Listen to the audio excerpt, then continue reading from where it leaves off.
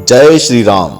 धर्म से लगातार जुड़े रहने के लिए और हर मंगलवार, गुरुवार, शनिवार और रविवार को हमारे वीडियोस पाने के लिए चैनल को अभी सब्सक्राइब करें और बेल आइकन दबाकर ऑल वाला नोटिफिकेशन चुनें।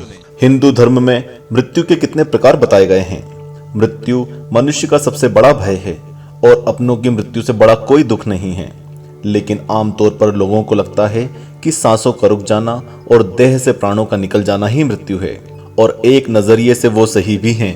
लेकिन हिंदू धर्म में मृत्यु के कुछ और भी प्रकार बताए गए हैं, जिनमें मनुष्य की सांसें चलते हुए भी वह मृतक के समान है। रामायण में प्रभु श्री राम और रावण के युद्ध के दौरान अंगद ने रावण से कहा कि आप तो पहले से ही मृत्यु को प्राप्त हैं, आपको मारकर क्या फायदा होगा। तो जवाब में रावण ने कहा कि मैं अभी जीवित हूं और इतनी आसानी से मरने वाला नहीं हूं। तब अंगद ने कहा कि सिर्फ सांसों का चलना ही जीवन नहीं होता है, सांस तो लोहार का भाता भी लेता है।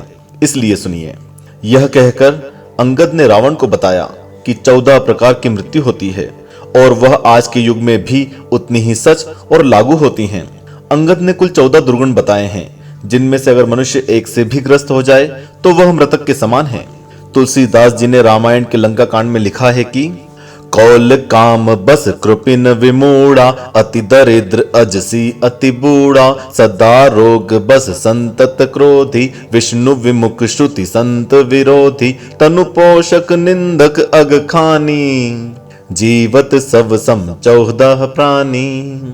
वैसे तो सब जानते हैं कि रावण परम विद्वान था और एक महान पंडित था, जिसे सभी वेदों और शास्त्रों का ज्ञान था। वह एक महान योद्धा और राजा था, लेकिन इन सब गुणों के साथ साथ उसमें कुछ अवगुण भी थे, और वही अवगुण उसके पतन का कारण बने थे।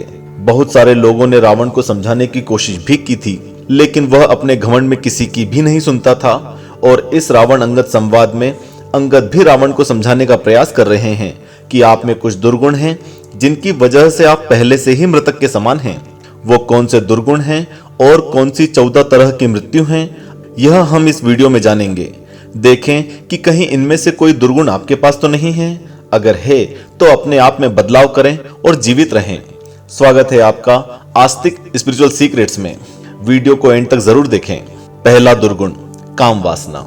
अगर कोई मनुष्य हमेशा ही काम वासना में लिप्त रहता है और हर समय संसार के भोगों में उलझा हुआ है, तो वह मनुष्य जीवित नहीं है।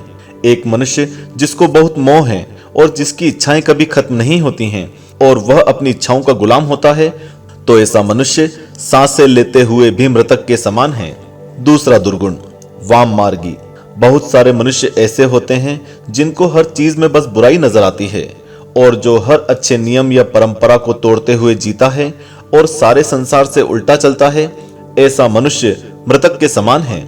तीसरा दुर्गुण, अति कंजूस। अगर दुनिया में लोगों को या किसी मनुष्य को मुसीबत में देखकर भी जो आदमी दान करने से, आर्थिक रूप से मदद करने में या फिर धर्म के कार्य करने से बचता हो, तो वह आदमी मरे हुए के समान ही है। चौथा दुर्गुण, अति दरिद्र। गरीबी भी एक सबसे बड़ा दुर्गुण है, और गरीबी सिर्फ आर्थिक नहीं होती है। जो व्यक्ति धन की गरीबी के साथ साथ आत्मविश्वास, सम्मान और साहस से भी गरीब हो, तो ऐसे व्यक्ति के जीवन का कोई अर्थ नहीं है। ऐसे दरिद्र व्यक्ति को दुत्कारना नहीं चाहिए, बल्कि उस मृतक इंसान की मदद करनी चाहिए। पांचवा दुर्गुण, मूर्खता। अत्यंत मूर्ख आदमी भी मृतक के समान ही होता है। चाहे कोई भी काम हो, निर्णय हो, अगर आदमी के पास खुद की बुद्धि ना हो और वह हमेशा किसी भी छोटे बड़े निर्णय के लिए अगर किसी दूसरे पर निर्भर रहता है, तो वह आदमी सांसें लेते हुए भी मरा हुआ ही है। छठा दुर्गुण, अजसी या बदनामी।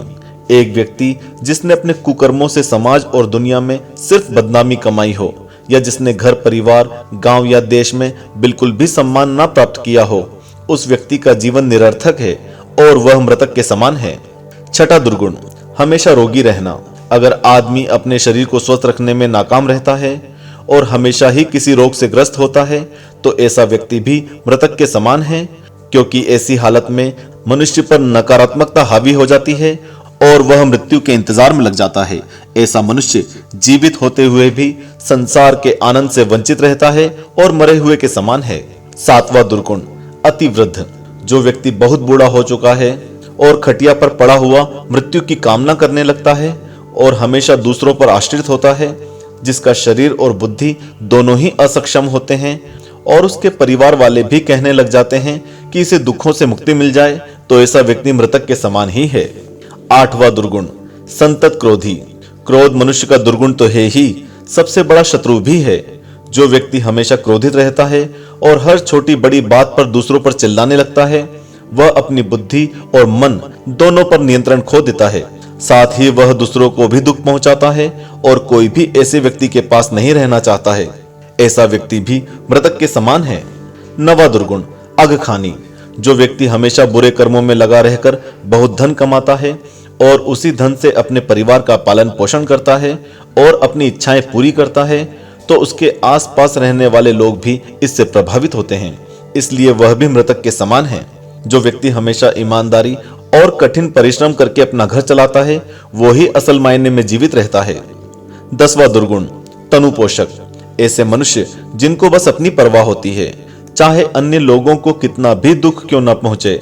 जो मनुष्य दूसरों के प्रति संवेदना नहीं महसूस करते, ऐसे मनुष्य मरे हुए के समान ही होते हैं। जो हर चीज को सबसे पहले पाना चाहते हैं या दूसरों की परवाह किए बिना सब चीजों को संग्रहित करना चाहते हैं, ऐसे मनुष्य संसार के लिए अनुपयोगी हैं और मृतक के समान हैं। 11वां दुर्गुण, निंदक। ऐसे मनुष्य जिनके पास कितनी भी देर के लिए बैठो, वो हमेशा किसी न किसी की बुराई ही करते रहते हैं। जो किसी भला काम करने वाले मनुष्य के लिए बुरा ही कहते फिरते हैं और हर चीज में सिर्फ बुराई खोजते हैं, ऐसे मनुष्य जीवित रहकर भी जीवित नहीं होते हैं। 13वां दुर्गुण, विष्णु विमुख। ऐसा व्यक्ति जिसे परमात्मा में विश्वास नहीं होता है और जो हमेशा आस्था के विरुद्ध बोलता है, वह मनुष्य जो सोचता है कि संसार के कर्ता धर्ता हम ही हैं और हमारे ऊपर कोई परम शक्ति नहीं है, ऐसा व्यक्ति भी मरे हुए समान है। 14वां दुर्गुण, संत और वेद विरोधी। जो व्यक्ति संतों, ग्रंथों, पुराणों और वेदों का विरोधी होता है या उनका अपमान करता है, ऐसा व्यक्ति भी मृतक के समान है। मित्रों, इस तरह रामायण में 14 प्रकार की मृत्यु बताई गई है और यह सच है कि ये दुर्गुण मनुष्य की सांसें भले ही नहीं रोकते, लेकिन उसके जीवन से पूरा आनंद और शांति छीन लेते हैं। अगर आपको लगता है कि आप में इनमें से कोई दुर्गुण है, तो आप उसे हटाने का प्रयास करें और अपना जीवन बेहतर बनाएं। हमें कमेंट करके जरूर बताएं कि आप जीवित जीवन जीना चाहते हैं या इन दुर्गुणों के साथ जीना चाहते हैं। जय श्री राम, जय हनुमान।